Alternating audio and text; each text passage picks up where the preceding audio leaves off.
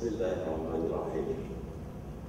Yang bahagia dan Sri Asyadiyu, Titi berhormat hadirin sekalian, Assalamualaikum warahmatullahi wabarakatuh dan salam sejahtera. Saya ucap terima kasih kepada pihak Alam Baru yang telah sudi ikut saya untuk melancarkan buku Selagi Hayat di Tanah Badan. Saya akui bahawa penulis buku ini telah berjumpa dengan saya berkali-kali untuk menjelaskan hasrat mereka untuk merekodkan sejarah negara kita, sejarah yang sebenar negara kita. Kita dapati bahawa sejarah ditulis biasanya oleh orang tertentu mirip kepada kefahamannya. Kadang-kadang fakta itu tidak yang dikira, sebaliknya pemandangan penulis lebih diutamakan. Dan dalam cerita berkenaan dengan sejarah, kita dapati ada pertentangan antara apa yang ditulis oleh satu pihak dengan pihak yang lain. Umpamanya dalam peperangan di zaman Napoleon dahulu, mengikut ahli sejarah British, maka Wellington telah mengalahkan pasukan Perancis di Waterloo tanpa bantuan mana-mana pihak.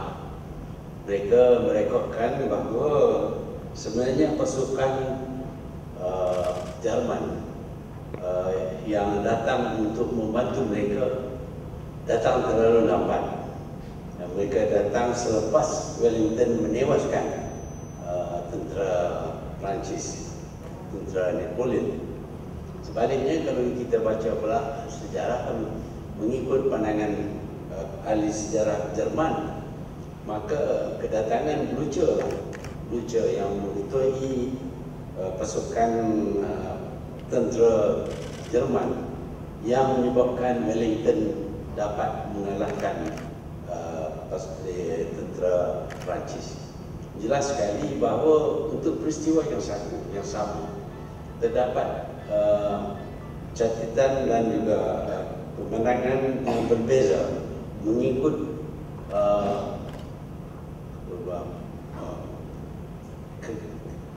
kepercayaan ataupun pegangan oleh penulis-penulis.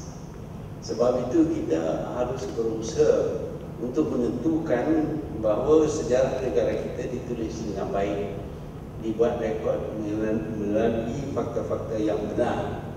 Dan kita dapati sekarang ini ada juga berusaha untuk menulis sejarah Malaysia ini yang tidak tepat dengan apa yang berlaku di zaman dahulu. Masing-masing memberi pandangan ataupun merekodkan sesuatu peristiwa dalam dengan berhujah berkenaan dengan sesuatu yang tidak sebenarnya berlaku. Oleh kerana ini amat penting sekali kita dapati penulis-penulis sejarah menulis tentang apa yang berlaku walaupun mengikut pandangan mereka. Dan kita boleh buat kita boleh kaji perbezaan antara pendapat mereka. Buku Selagi Hayat di Kandung Badan ini cuba menjelaskan tentang usul asal negara kita ini. Hari ini kita telah akui bahawa negara kita adalah negara berbilang kaum dan semua kaum mempunyai hak dalam negara kita ini.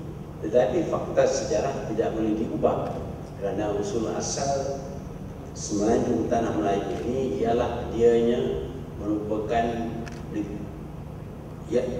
tanah yang diperintah oleh raja-raja Melayu, dan mereka mungkin tidak dapat mendirikan kerajaan yang kokoh dan kuat, dan selalunya mereka terpaksa tunduk pada kuasa-kuasa besar di sekeliling mereka. Pada satu masa mereka mungkin tunduk kepada Siam, dan pada masa yang lain mereka terpaksa tunduk kepada negara China. Tetapi hakikatnya ialah mereka lah yang memiliki negeri-negeri Melayu.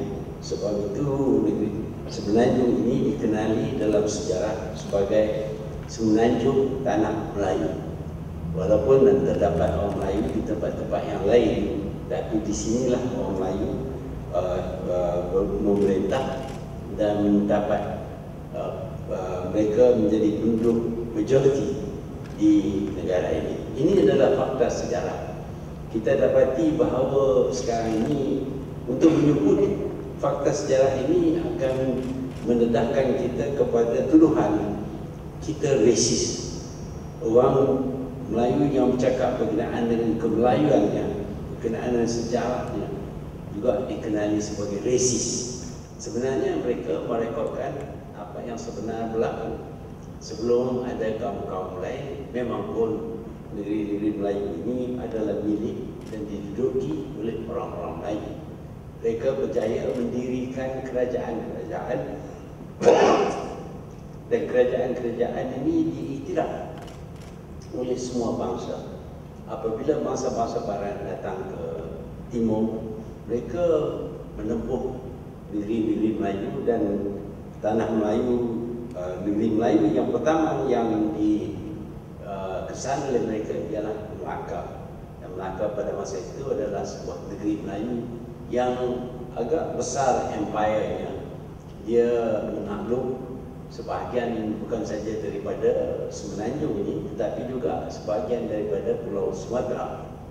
Dia dapat menguasai kawasan-kawasan ini, tetapi penaklukan oleh Melaka bukanlah seperti penaklukan oleh British.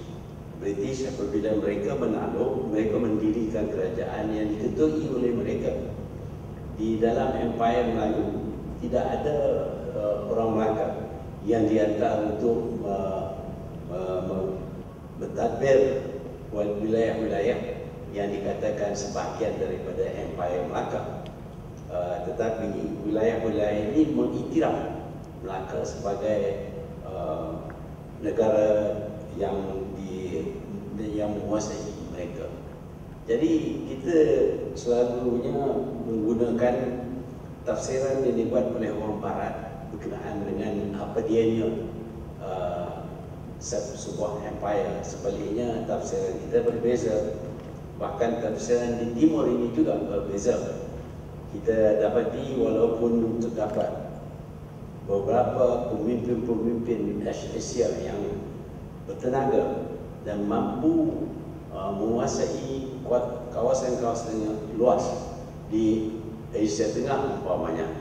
Genghis Khan telah menguasai seluruh Asia Tengah dan termasuk juga negara China dan sampai ke Barat. Mereka mempunyai kuasa, tetapi tidak ada pemerintah yang didirikan oleh mereka untuk mentadbirkan wilayah takluk mereka. Jadi tafsiran empire bagi dalam buku sejarah British dengan buku sejarah kita berbeza kerana konsep empire itu berlainan. Konsep British, mereka mentadbir dan menguasai secara langsung, mendirikan koloni-koloni dan mereka menguruskan segala pentadbiran di koloni-koloni mereka. Tapi biasanya orang-orang Asia yang menakluk kawasan yang luas tidak mendirikan kerajaan, tetapi membenarkan kerajaan yang sedia ada berterusan asalkan mengiktiraf overlordship oleh kuasa besar yang telah menakluk mereka. Jadi konsep empire ini juga berbeza antara Barat dengan Timur. Namun demikian kita